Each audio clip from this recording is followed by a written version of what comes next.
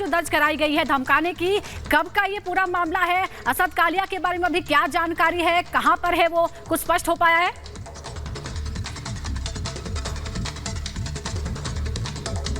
इस तरीके से ये धमकी दी जा रही है, कहीं ना कहीं जो वकील साहब है, जो वकार साहब है, वो काफी डरे हुए हैं। वो ये हमसे कहते हुए नजर आए कि ये तो योगी का शासन है, इसलिए हम खुल करके बोल पा रहे हैं।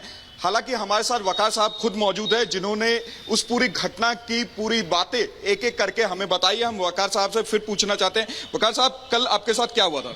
कल हम लगभग 4 बजे कचहरी से निकल के अपने साले के एक प्लाट लिया था घर बनाने के लिए करेली क्षेत्र में। तो उन्होंने पैसा ना होने की वजह से उन्होंने कहा हमसे कि मेरा बिकवा दीजिए जी। तो हम जो है हमारे साथी लेना चाह रहे थे प्लाट, तो हम वहाँ मौके पहुँचे तकरीबन 4:30 बजे।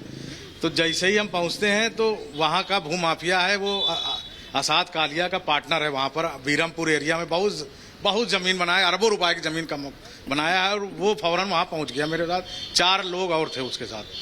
और हमसे पूछने लगे यहाँ कैसे, तो हम बताए कि ये साले का प्लाट है, बेचना चाहते हैं। तो कहीं यहाँ बगैर हमारे पूछे, बगैर असद कालिया के मर्जी के बगैर बेच सकते हैं आप? तो हमने कहा क्यों भैया? कहें कि यहाँ पर अगर आपको खड़े होना है तो 10 लाख रुपया देना पड़ेगा।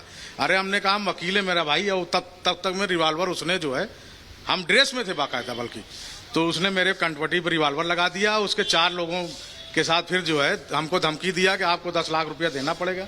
हमने कहा 8 लाख रुपए का प्लाट है, हम 10 लाख देंगे, कहाँ जाएंगे?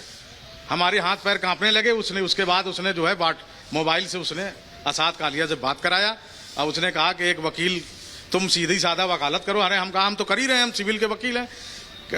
10 लाख अगर नहीं दोगे तो एक वकील के साथ जो हो चुका है तुम भी तुम्हारे सामने है। और उसके बाद फिर वो धमकी देते हुए, बल्कि किस माध्यम से दी गई आपको? हमको धमकी डायरेक्ट इरशाद अली ने जो है, उसका गुर्गा जो था चेला, उसने बाकायदा धमकी दे, पिस्टल रिवाल्वर अड़ाया था उसके पास, अंग्रेजी रिवाल्वर उसके पास है। इसी से आपकी बात भी करवाई गई? हाँ, असद कालिया से हमारी बात कराई, व्हाट्सएप अपने मोबाइल से बात कराया उसने।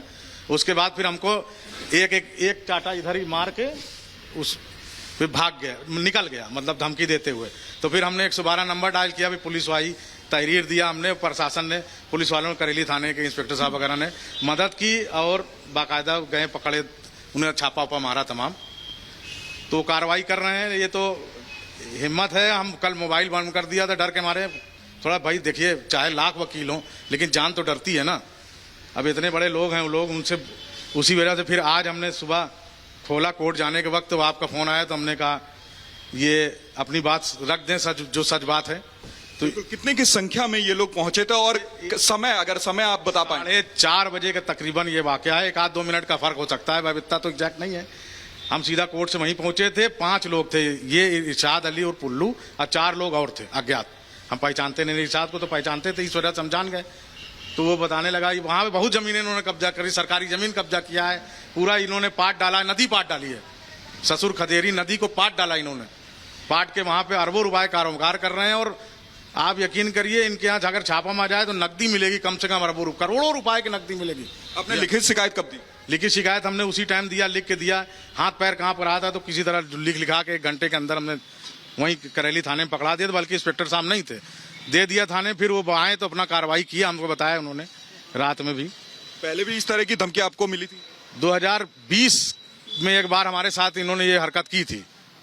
तो जब हम अपने बार के अध्यक्ष वगैरह के साथ जब कोशिश किया कि प्रशासन में शिकायत करें, तब तक में उसको भनक लग गई। तो वो फिर मतलब किसी तरह से हमारे रिश्तेदारों वगैरह के यहाँ पर दबाव बना के कि नहीं गलती हो गई, ये वो करके बात को रफा दफा किया। इसी का नतीजा है कि आज ये दोबारा हरकत कल हुई हमारे साथ। क्या ये जो अतीक अहमद के गुर्गे हैं, जमीन मामलों में भी ये लिप्त है? काफी जमीन, क्योंकि धौंस से जमीन है तो उनकी कमाई है साहब, जमीन ही तो उनकी दौलत है, पूरी भरी पड़ी है। आप चेक कर लें, ये फार्चूनर, ये गाड़ियां बड़ी बड़ी, हमें तो स्कूटर नहीं नसीब होती। 100 रुपया 150 रुपये पेशी वकालत करता हूँ सुबह से शाम तक, जान देते हैं तब जाके कहीं पैसा मिलता है। हम गाड़ी नहीं खरीद सकते, उनके पास गगनचुंबी बिल्डिंगें हैं। बिल्कुल, आप यहाँ पे वकार साहब को सुन रहे थे, किस तरीके से अभी भी डरे हुए हैं। चेहरे पे देखिए, चेहरे पे काफी डर है और लगातार वो ये कह रहे हैं कि अगर ये सरकार नहीं होती तो वो खुल करके हमारे सामने बोल नहीं पाते। जिस तरीके से उनके साथ कल ये घटना हुई, कहीं ना कहीं उसके बाद वो काफी परेशान थे और इसी परेशानी में उन्होंने जा करके थाने में तहरीर दी और साथ ही जिस समय घटना हुई, जिस समय इनको धमकी दिया गया, इन्होंने 112 पे कॉल करके ये पूरी वाकया भी पुलिस के सामने रखी थी। साथ तमाम जानकारी के लिए बहुत बहुत शुक्रिया।